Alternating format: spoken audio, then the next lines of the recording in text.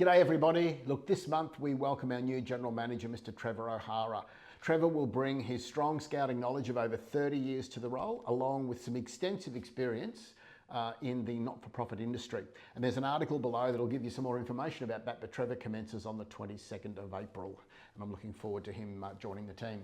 Look, I trust this week that you're also enjoying school holidays and Queensland Youth Week. So don't forget the digital art competition that our youth members could participate in, and there are details below that the entries need to comply with. So make sure that if they have the opportunity to participate in that you make them aware of it.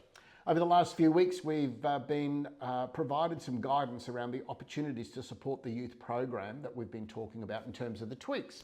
One of those was Life Leaders in Chiefs Newsletter 306, and also Earth Tribe, which was in Newsletter 306. So make sure that you have a review of those opportunities with your unit as you return for Term 2.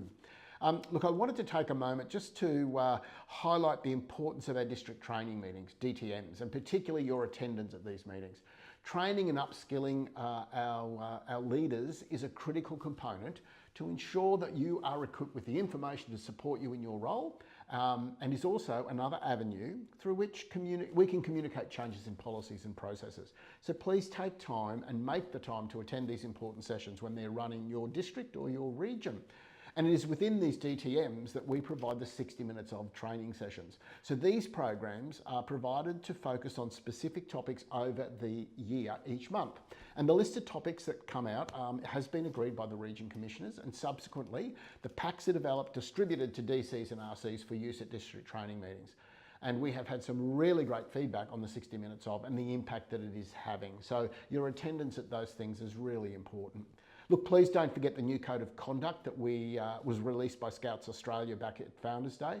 This code needs to be completed by all adults by the 1st of August this year, and it's going to become the 3rd mandatory module going forward. But you can jump into your training record right now, log in and complete it, and it'd be great if you could knock that over pretty quickly.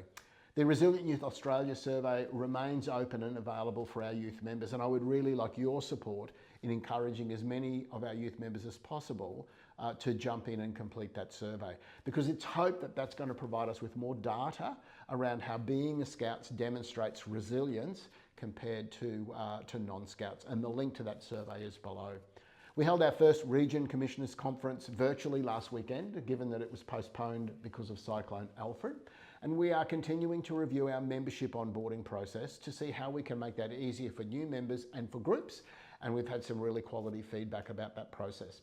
There's going to be more consultation on that process over the coming months. And there will be there's been an update from the specialist activities teams and some of the exciting plans that they have to put forward for 2025. Finally, from me, one of the components of the youth program tweaks is that we are seeking to address is the issue around more support for our leaders.